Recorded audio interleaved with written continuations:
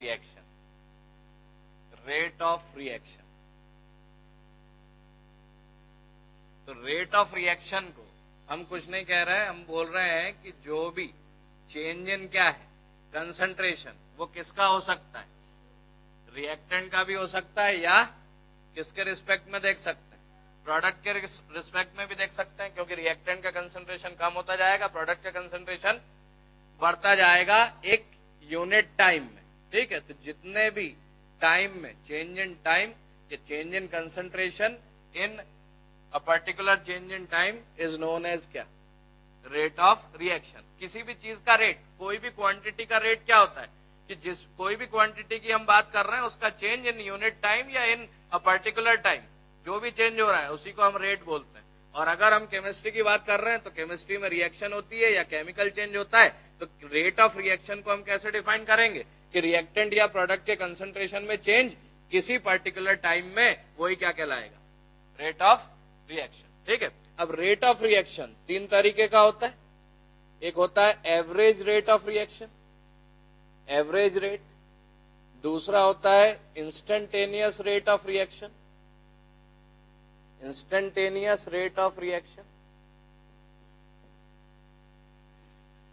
और तीसरा होता है initial rate of reaction, initial rate of reaction. Average rate of reaction, instantaneous rate of reaction और initial rate of reaction. अब देखो ऑब्वियसली हमने इक्विलिब्रियम में भी कहीं पढ़ा था या वैसे भी अपन लॉ ऑफ मास एक्शन भी पढ़ते हैं, उसमें देखते थे कि rate of a reaction is directly proportional to the concentration of reactants, ऐसा पढ़ते थे। ठीक है ना, ऊपर चाहो तो लिख लो law of mass action margin के ऊपर, लॉ ऑफ मास एक्शन। कहीं लिखा था अपन, कहीं नहीं लिखा तो लिख लो, मतलब ये ऐसा ही एक पीईटी टाइप का है। Law of mass action, the rate of reaction is directly proportional, the rate of reaction is directly proportional to the concentration of the reactants, to the concentration of reactants।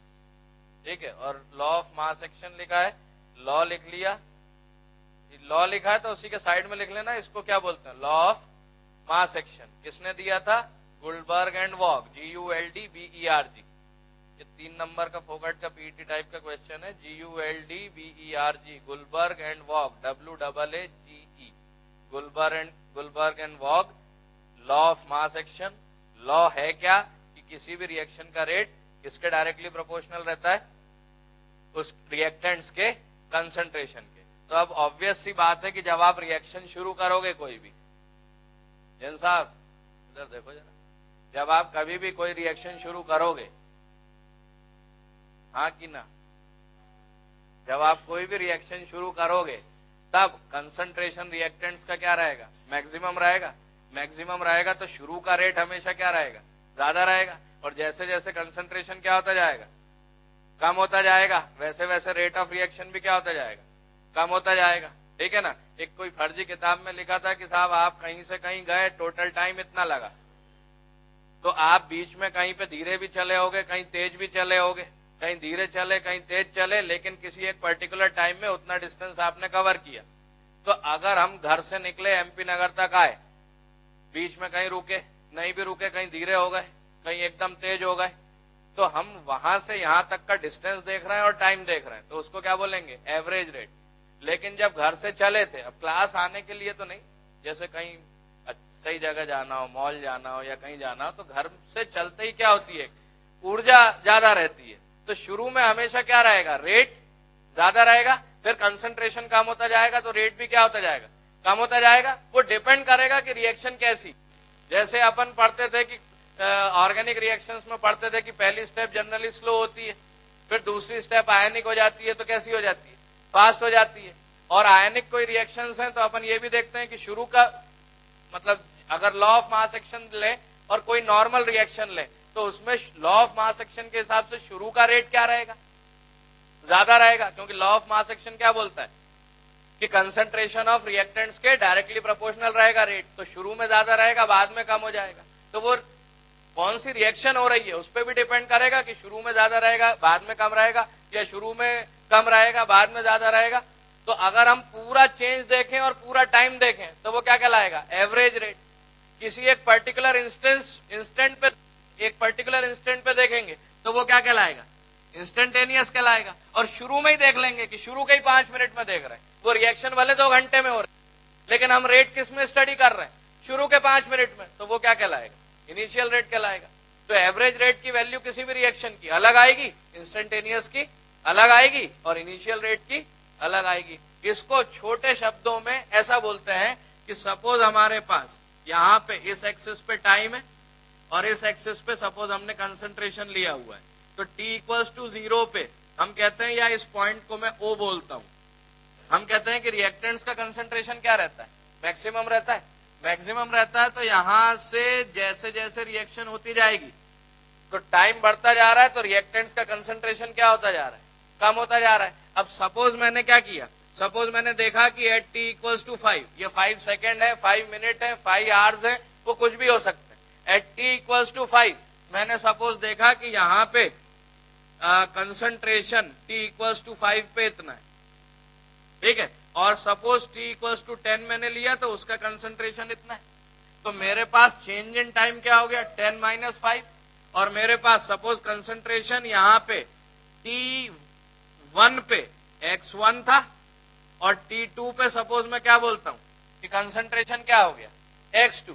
तो मैं एक particular बड़ा सा time period ले रहा हूं और उसमें अगर मैं रेट को डिफाइन करूंगा तो मैं कहूंगा कि साहब कंसंट्रेशन कितना चेंज हो गया? x2 minus x1। कितने टाइम में चेंज हो गया? T2 minus T1। तो किसका चेंज? कंसंट्रेशन का। किसमें? एक पर्टिकुलर टाइम में। वही क्या होगा? Rate of reaction. और जब मैं एक ब्रॉडर टाइम इवेंट की बात कर रहा हूं तो मैं इसको कैसा बोलूंगा? Average rate of reaction. क्या बोलूंगा? Average rate of reaction. और रेट ऑफ रिएक्शन तो हमेशा यही रहने वाला है, चेंज इन कंसंट्रेशन पर चेंज इन टाइम। तो ये क्या कर रहे हैं? t इक्वल्स टू 1 पे सपोज t इक्वल टू या T1 है और ये टाइम क्या है? T2 है। T1 पे कंसंट्रेशन कितना था रिएक्टेंट का? x1। और T2 पे कितना कंसंट्रेशन था? x2। तो कंसंट्रेशन में कितना चेंज है? x2 minus x1। और टाइम में कितना चेंज है? T2 minus T1। तो रेट ऑफ रिएक्शन क्या हो गया? Delta x by delta t। ठीक है। दूसरी बात, अगर मुझे कोई बोले कि इंस्टेंटेनियस रेट ऑफ रिएक्शन निकालना है तो इंस्टेंटेनियस रेट ऑफ रिएक्शन के लिए सपोज मैं यहां भी लेता हूं टाइम और इस ग्राफ में भी यहां लेता हूं कंसंट्रेशन। ठीक है। रिएक्टेंट्स पहले मैक्सिमम है और फिर रिएक्टेंट्स का कंसंट्रेशन क्या होता जाएगा? कम होता जाएगा। अब मुझे किसी एक इंस्टेंस पे निकालना है तो मैं यहां पे इस पे क्या करूंगा?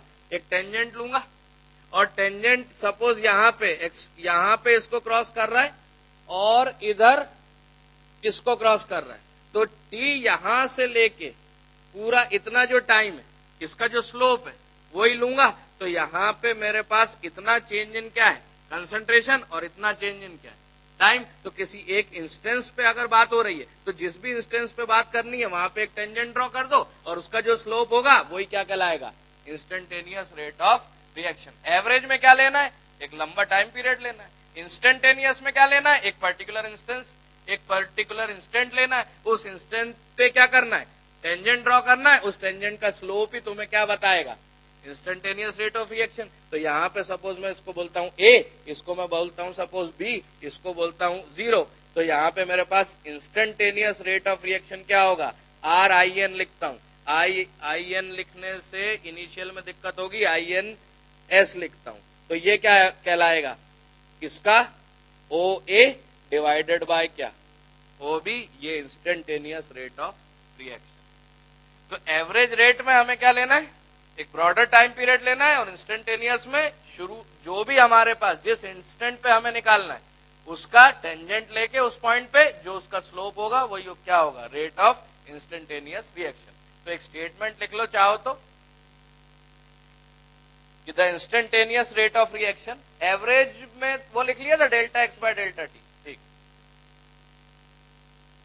पिछले साल बहुत ही थका हुआ क्वेश्चन आया था काइनेटिक्स का और उसके पिछले साल आया नहीं था, तो मतलब मुझे कोई बहुत इंटरेस्ट नहीं है ये चैप्टर, लेकिन पढ़ना है क्योंकि वो आ भी सकता है। एक बार जो क्वेश्चन आया था उसमें सोल्यूशन चैप्टर और काइनेटिक्स को मिला दिया था। तो काइनेटिक्स इसलिए भी पढ़ना जरूरी है कि रेडियो एक्टिविटी हमेशा फर्स्ट ऑर्डर काइनेटिक्स होती है। तो फर्स्ट ऑर्डर का जो फॉर्मूला अपन पढ़ेंगे वो किसमें यूज होगा? रेडियो एक्टिविटी में, मॉडर्न फिजिक्स में। तो वो फिजिक्स वाला फर्स्ट ऑर्डर रिएक्शन नहीं बता पाएगा क्या है, ठीक है, और मैं सेकंड ऑर्डर रिएक्शन का इंटीग्रेशन नहीं बता पाऊंगा। मगर तुम सब पढ़ते हो तो तुम्हें सब पता होना चाहिए। तो नेक्स्ट टर्न पे तुम सब देख के आना, integrated rate equation first order की, सेकंड ऑर्डर की, और ऑर्डर क्या होता है वो मैं अभी पढ़ा के भेजने ही वाला हूं तुम। तो करूंगा तो सही में, मगर